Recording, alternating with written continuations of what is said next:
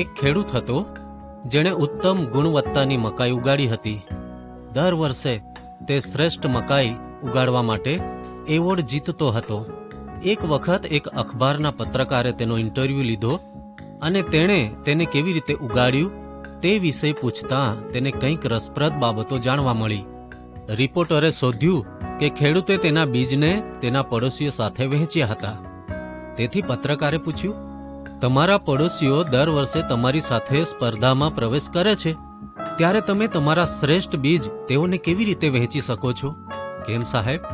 ખેડૂતે કહ્યું, તમે નથી જાણતા, પવન પણ પાકેલી મકાઈમાંથી પરાગ ગ્રહણ કરે છે અને તેને એક ખેતરથી બીજા ખેતરમાં ફેરવે છે. જો મારા પડોશીઓ હલકી કક્ષાની મકાઈ ઉગાડે છે તો તેને લીધે મારી મકાઈની ગુણવત્તા પણ સતત બગડશે.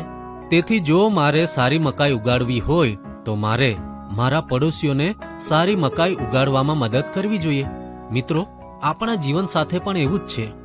જેઓ અર્થપૂર્ણ અને સારી રીતે જીવવા માંગે છે તેઓએ અન્યના જીવનને સમૃદ્ધ બનાવવામાં મદદ કરવી જ જોઈએ, કારણ કે જીવનનું મૂલ્ય જ બીજા જીવનને સ્પર્શે છે. જેઓ ખુશ રહેવાનું પસંદ કરે છે તેઓએ બીજાને સુખ શોધવામાં મદદ કરવી જોઈએ, કારણ કે દરેકનું કલ્યાણ બધાના કલ્યાણ સાથે જોડાયેલું છે.